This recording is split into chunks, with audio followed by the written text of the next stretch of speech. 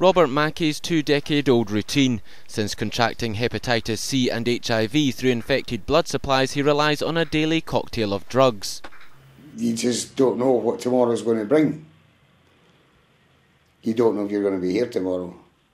Hundreds of Scots received contaminated blood in the 70s and the 80s. Like Robert, many were receiving treatment for haemophilia and only discovered they'd been infected years later.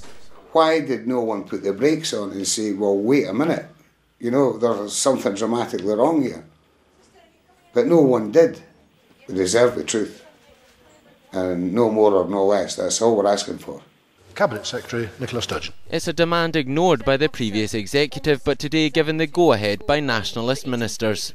The transmission of hepatitis C and HIV through blood and blood products is a tragedy that has blighted the lives of many people in Scotland. That is why we are committed to a thorough inquiry to get to the bottom of what happened.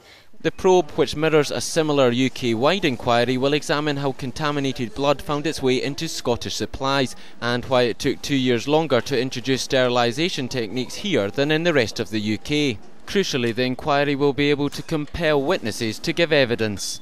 What we have been trying to get for all these years is to get the truth. Why this happened, how it could have been prevented, and how it can be prevented in the future. Eileen O'Hara died from Hep C in 2003. Her family believes she contracted the virus during heart surgery. They're now going to start the process of getting answers as to why their mother died. And that's a wonderful thing for them. It's just a shame it's taken so long. It's taken through health committees. It's taken a court process, which was a very, very burdensome thing for the family.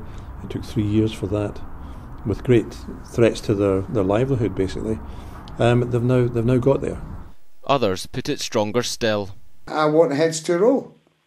If people have been found to be negligent, and perhaps even criminally negligent, I want them held accountable. For many, this inquiry simply comes too late. For others, Robert included, it's hoped it'll finally provide the answers, indeed the justice, which they've long demanded. Jamie Livingston, STV News, in Peebles.